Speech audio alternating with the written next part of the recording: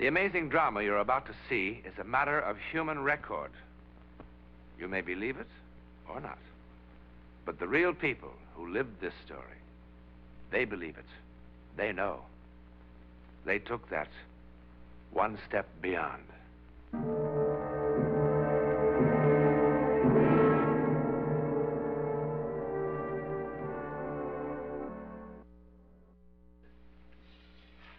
Here in this warm, secure London house, early April 1912, began the bizarre and untold chapter of a news story that would soon stun the civilized world. In this library was an unread book.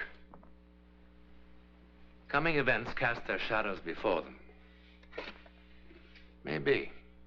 Remember this book. We'll come back to it later. It might shock you.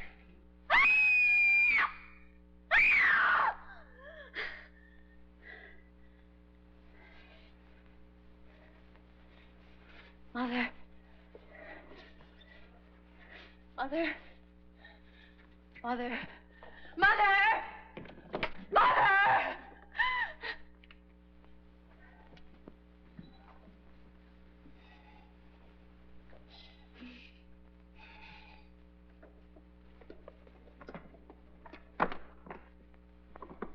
What is it? What's wrong, dear? It was water. Dark water. I was drowning. I couldn't swim anymore. I was drowning. Oh, you just had one of those old-fashioned nightmares. Oh, no. I don't blame you. All this excitement about the wedding. No wonder. Eric was there. And I couldn't find him in the dark. And the water closed in over me. What does it mean? Nothing. Absolutely nothing. And in 4 days you'll be married and in Switzerland on your honeymoon. The happiest bride that ever was. And you can't drown in Switzerland. Nobody ever does. All they do is bang into trees on those foolish skis. But drowning? No. It was all so clear to me. And I could feel the water. It was like ice. Now, if you must dream, I order you to dream only pleasant things.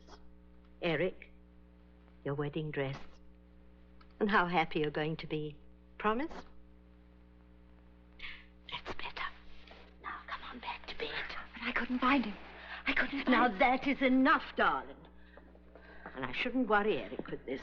He's been trying so hard to make everything wonderful for you. There. Now. Good night, dear. And no more nightmares.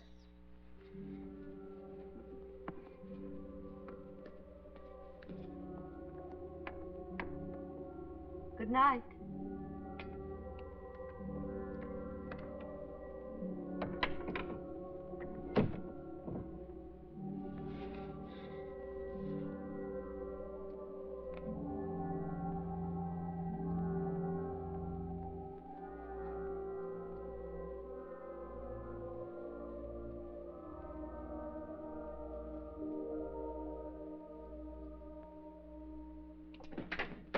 Good morning, Emily.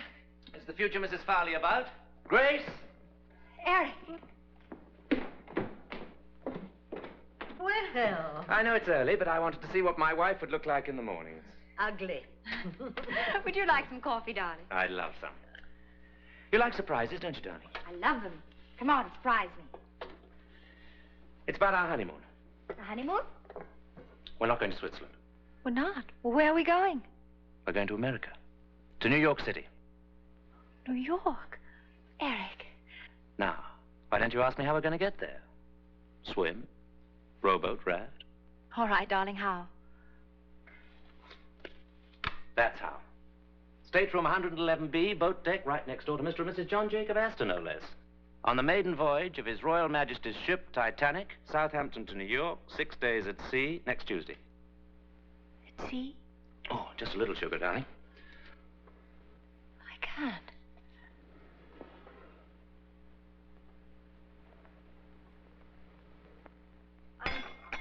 believe it. I can hardly believe it myself, but the office has connections. Oh, oh, you lucky children. You sure you won't miss Switzerland? Oh, Switzerland will keep. But the Titanic, our honeymoon, that's once in a lifetime. The paper's full of nothing but the Titanic. Listen to this, Grace. RMS Titanic, the world's largest and most luxurious liner, is writing a new and glamorous chapter in man's conquest of the sea. By virtue of her 5 watertight compartments, she's being hailed in marine engineering circles as the unsinkable ship. Her first passenger list makes her a floating home for royalty, statesmen, international society, and stars of the theater and the arts.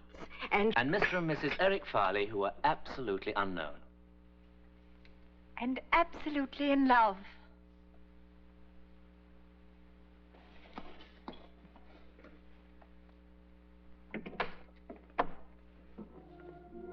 Grace! Grace!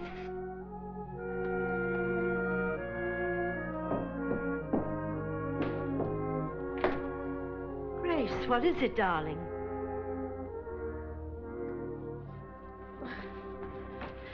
What is it?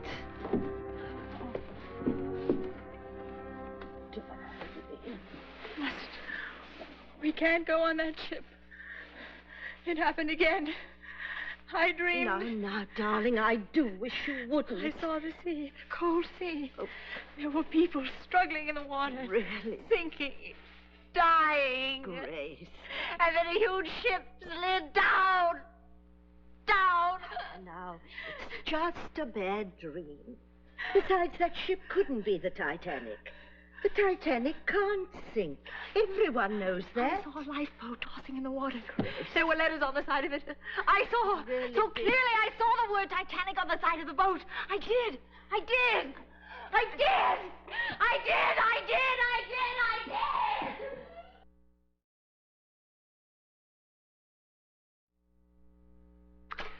Just what I've always wanted.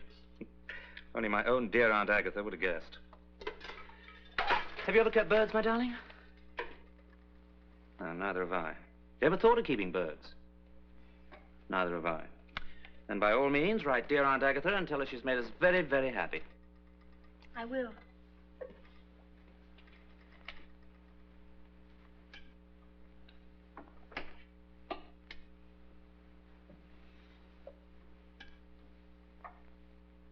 I know all about last night. And the night before that. Mother told you.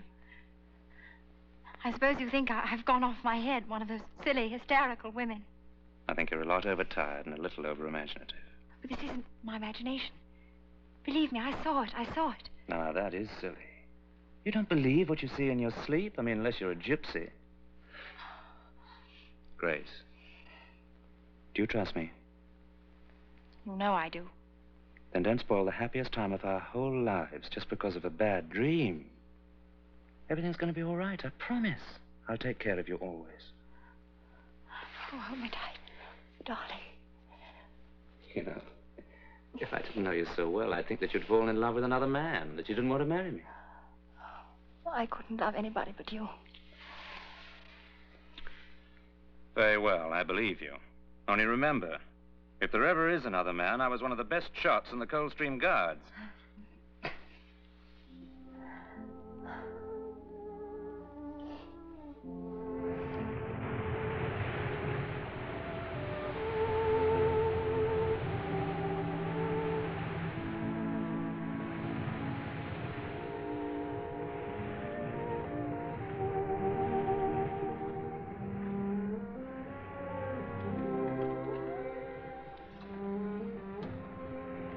Are you asleep? I think I will keep a bird after all. I beg your pardon. That would please your Aunt Agatha, wouldn't it? Terribly. Did you have any particular species in mind? Oh, a lovebird, of course. Oh, naturally, lovebird.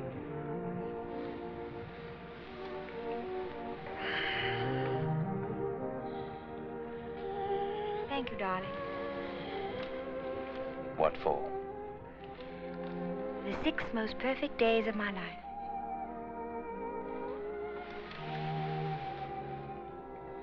How lovely you are. And very young. There'll be even better days.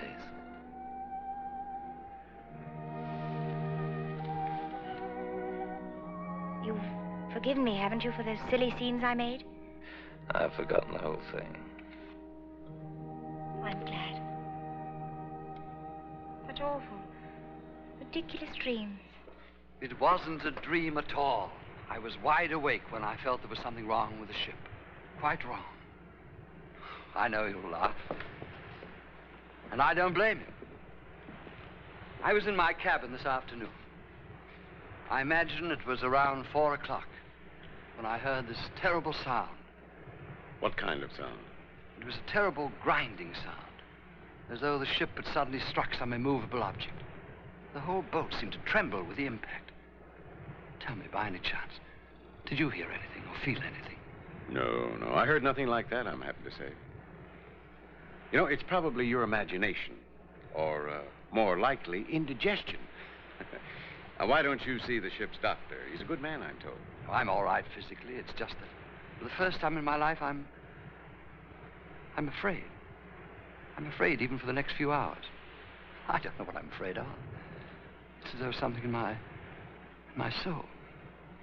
You know, if I weren't such a hard-headed realist and I were at home, I think I'd call on my minister.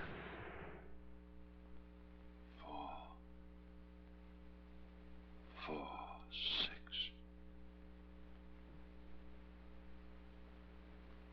4, 6.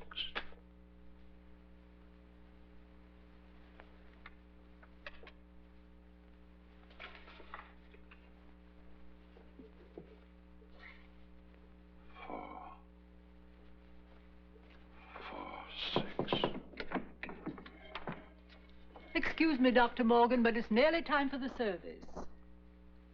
Miss Parsons, I'd like the congregation to sing hymn number 446 tonight. But, Dr. Morgan, the hymns for tonight are already posted in the church, and the organist... Please, 446. I didn't know that was one of your favorite hymns. It isn't. I don't even know the words. I simply know that we must sing it tonight.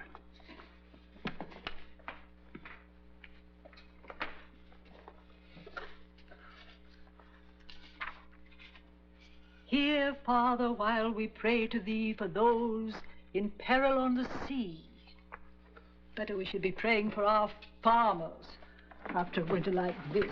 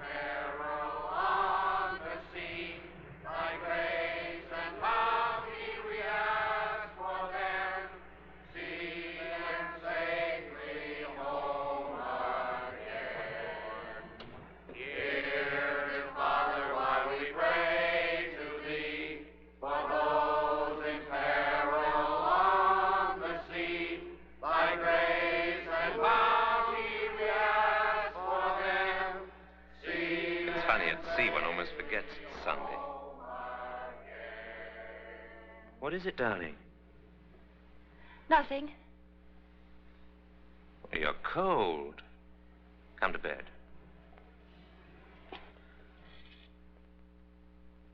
Harry Teller, you're the only man in New York City that's still up.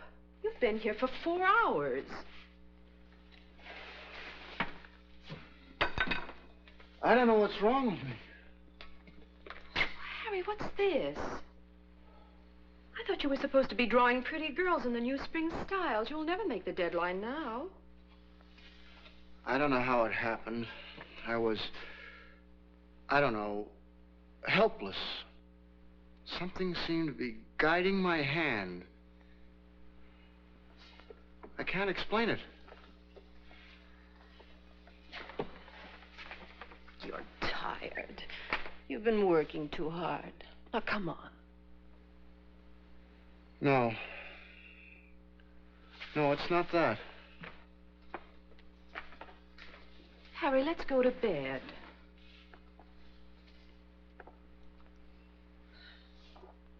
You know, this drawing, it's awful. I don't know who would want it. But you know something? This is the best work you've ever done. I've never seen you do anything like this before. All of this detail in here. And Harry, what is it? Your hands are like ice. The water in the drawing was cold. Icy cold.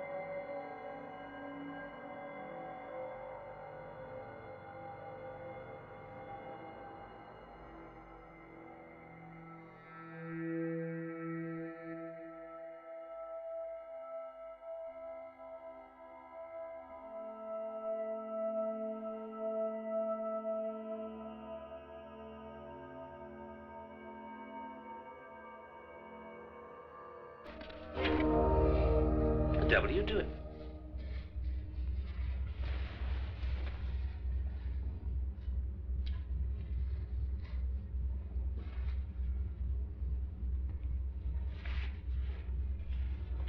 Grace? Grace?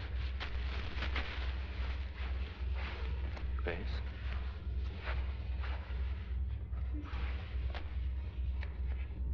Grace? What happened? What's the matter? Everything's all right now. You come back to bed. I don't understand. I was sleeping and someone was screaming, hurry, that we need warm clothes. And I must... What's wrong with me? I must be losing my mind. Oh, I'm losing my mind. Darling, you're driving me out of mine, you know. Look, I'm not John Jacob Astor or a member of the nobility. I've saved for 2 years for this trip, wanting it to be a perfect honeymoon. And to have it spoilt by such childish nonsense. Oh, I'm sorry, Eric. I'm sorry. All right, darling, you're forgiven. I just don't make a habit of pitching my best clothes on the floor.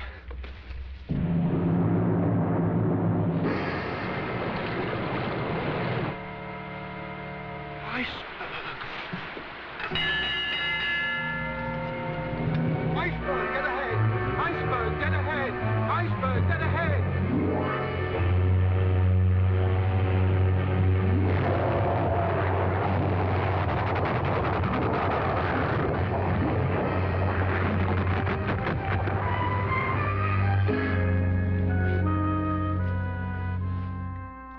Engine seems to have stopped.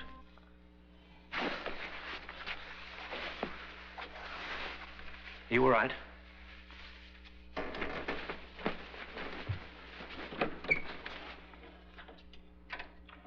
Oh, Stuart. Sir. The engine seemed to have stopped. What was it? There was some report of an iceberg, sir. The captain stopped the vessel, sir, just to be on the safe side, you know. What an incredible ship. What service. They run out of ice at the bar, so what happens? We hit an iceberg. Good fresh ice. That's what I like. It's all over the deck. Have a drink, chum. No, thank you. Never seen an iceberg, darling. Shall we go and have a look? That's a good idea. We'll wrap up good and warm. Captain's orders, go to your lifeboat station. Please dress warmly. Now, there's no need to panic. Just take it nice and easy.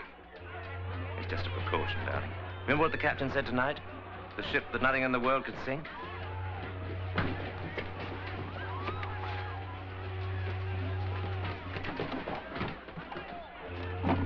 What are you doing?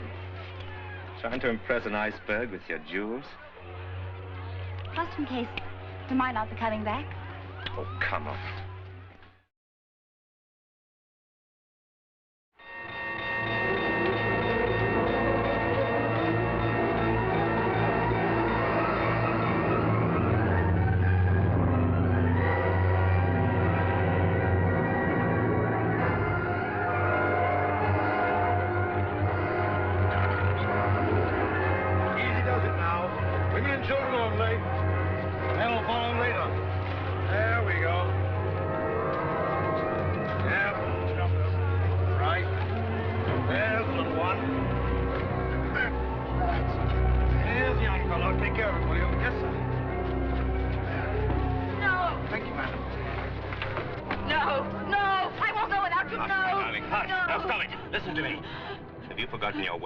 So soon.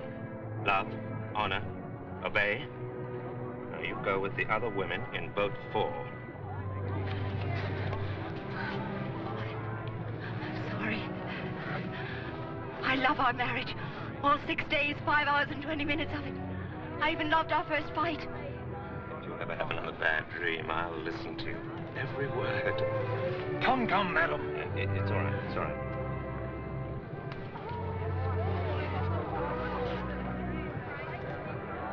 Good night, my love.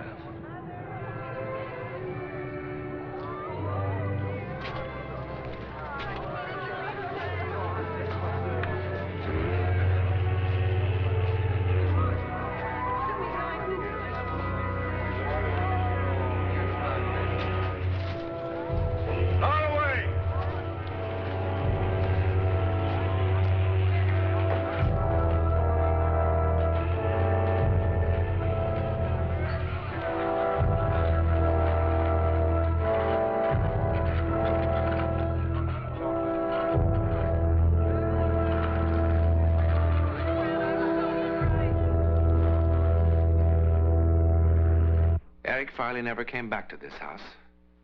Over 1,500 people perished that dreadful night aboard the Titanic. Eric Farley was among them. You've seen some of the unexplained supernatural events surrounding the life and death of a great ship.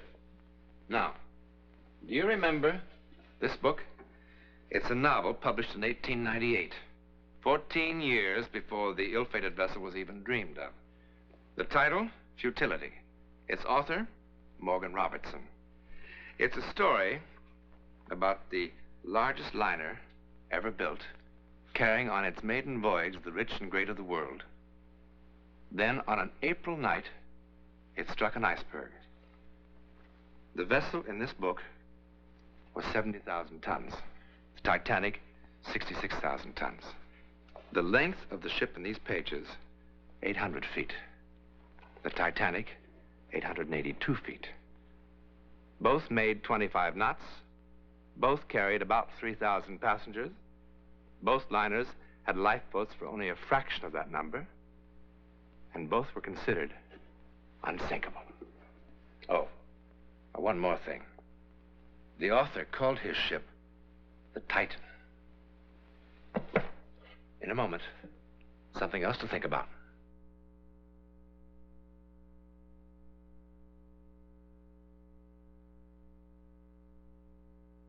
This is the ticket that carried a passenger, Arthur Douglas by name, from New York to Chicago on a fantastic excursion into terror. Now, if you were one of the passengers on the train that night, Well, thank you to keep your secret until next week, when a perfectly normal man takes that one step beyond.